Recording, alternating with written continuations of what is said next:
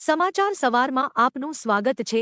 તાજના તાજા અને મહત્વપૂર્ણ સમાચારો પર એક નજર કરીએ તે પહેલા ચેનલને સબસ્ક્રાઇબ કરી લો।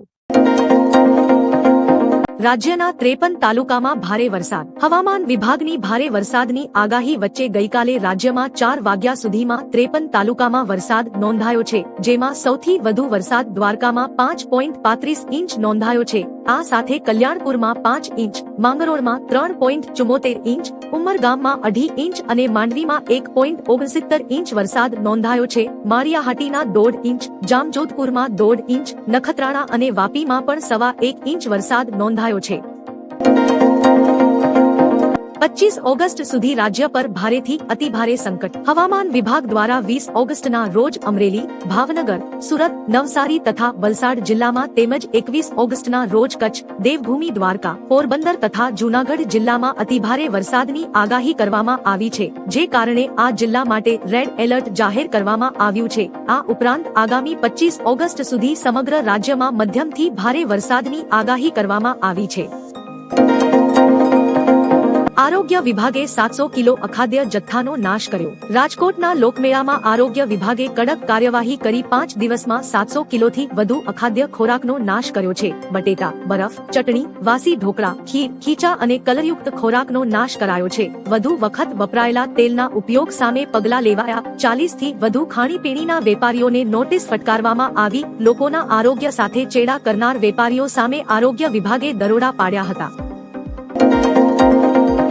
સૂત્રાપાડામાં 24 કલાકમાં 11 ઇંચ વરસાદ। ગીર સોમનાથમાં મેઘરાજાની જોરદાર એન્ટ્રી જોવા મળી છે। સૂત્રાપાડામાં વહેલી સવારે 2 કલાકમાં જ 5.5 ઇંચ વરસાદ વરસતા અનેક વિસ્તારો જળબંબાકાર બન્યા। પ્રશ્નાવડા ગામ બેટમાં ફેરવાઈ 30 થી વધુ ઘરોમાં પાણી ઘૂસતા પરિવારોને સ્થળાંતર કરવું પડ્યું। દુકાનોમાં પાણી ઘૂસતા વેપારીઓને ભારે નુકસાન થયું। ગીર ગઢડામાં પણ 2 કલાકમાં 5 ઇંચ વરસાદ વરસ્યો। છેલ્લા 24 કલાકમાં સૂત્રાપાડામાં 11 ઇંચથી વધુ વરસાદ નોંધાયો।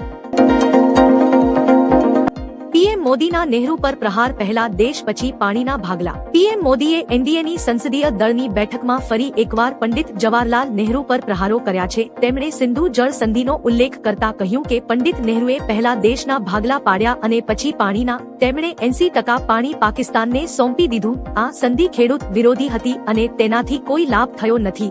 આ બેઠકમાં એનડીએના ઉપરાષ્ટ્રપતિ પદના ઉમેદવાર સીપી રાધાકૃષ્ણનનો પરિચય અપાયો।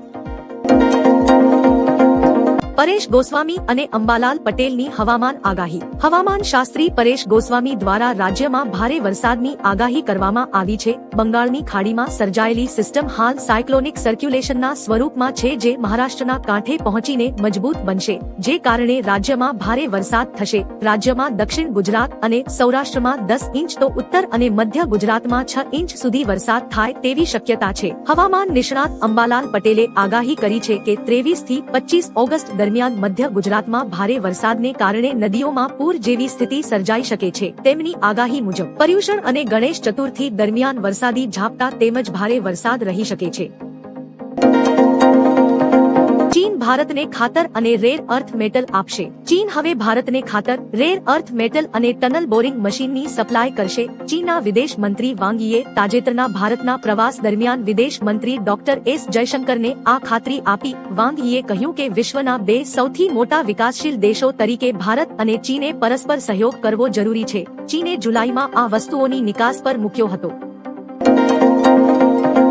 મુંબઈમાં ભારે વરસાદથી એરપોર્ટમાં પાણી જ પાણી। મુંબઈમાં વરસાદને પગલે રેડ એલર્ટ આપવામાં આવ્યું છે। અનેક વિસ્તારો વરસાદી પાણીમાં ગરકાવ થયા છે, જેમાં હવે એરપોર્ટનો એક વિડીયો સામે આવ્યો છે, જેમાં જોઈ શકાય છે કે એરપોર્ટના ઓપરેશનલ એરિયામાં વરસાદી પાણી ભરાઈ જતા મુસાફરો સહિત તંત્રને ભારે હાલાકી ભોગવવી પડી રહી છે। ખાસ કે મુંબઈ જતી 3 ફ્લાઇટ સુરત ડાયવર્ટ કરી દેવામાં આવી છે। આ સિવાય અનેક ફ્લાઇટ્સ ડાયવર્ટ કરવામાં આવી છે।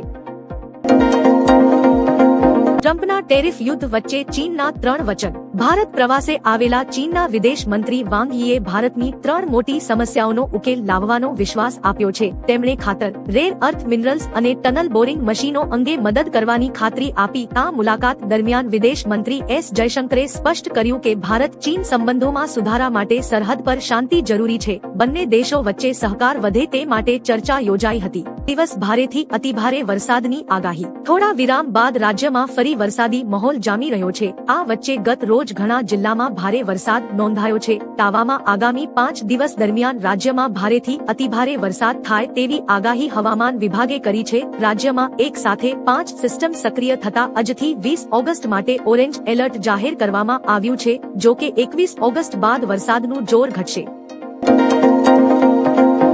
ભારતીય છો તો ભારતમાં બનેલી વસ્તુ ખરીદો। આજે રોજ વડાપ્રધાન નરેન્દ્ર મોદીએ દિલ્હીમાં દ્વારકા એક્સપ્રેસ વેનું ઉદ્ઘાટન કર્યું હતું। આ દરમિયાન વડાપ્રધાન નરેન્દ્ર મોદીએ લોકોને ભારતીય વસ્તુઓ ખરીદવાની અપીલ કરી છે। તેમણે જણાવ્યું હતું કે જો તમે ભારતીય છો તો ફક્ત ભારતમાં બનેલી વસ્તુઓ જ ખરીદો। દિવાળી પર પણ ફક્ત તે જ વસ્તુઓ ખરીદો જે ભારતીયો દ્વારા ભારતમાં બનેલી હોય।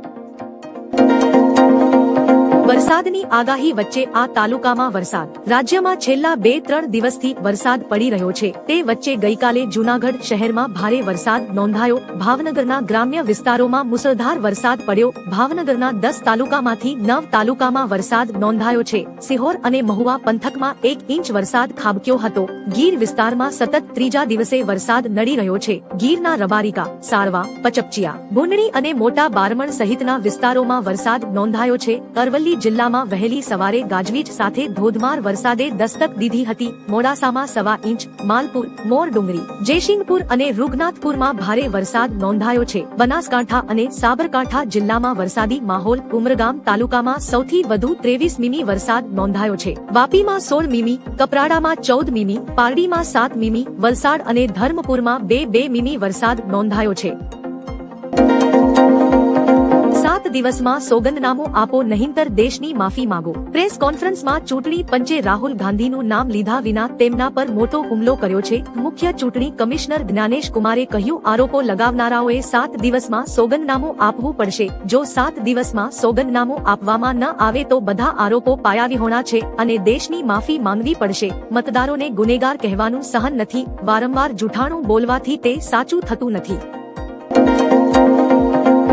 એનડીએના ઉપરાષ્ટ્રપતિ પદના ઉમેદવાર જાહેર। મહારાષ્ટ્રના રાજ્યપાલ સીપી રાધાકૃષ્ણન ઉપરાષ્ટ્રપતિ પદ માટે એનડીએના ઉમેદવાર તરીકે મેદાનમાં ઉતરશે એવી જાહેરાત ભાજપના રાષ્ટ્રીય અધ્યક્ષ અને કેન્દ્રીય મંત્રી જેપી નડ્ડાએ કરી છે। એનડીએ રાધાકૃષ્ણનના નામ પર સંમતિ વ્યક્ત કરી છે અને તેમનો વારસો ઉપરાષ્ટ્રપતિ પદ માટે મજબૂત માનવામાં આવે છે। રાધાકૃષ્ણનનું રાજકીય અને વહીવટી અનુભવ તેમને આ પદ માટે યોગ્ય દાવેદાર બનાવે છે।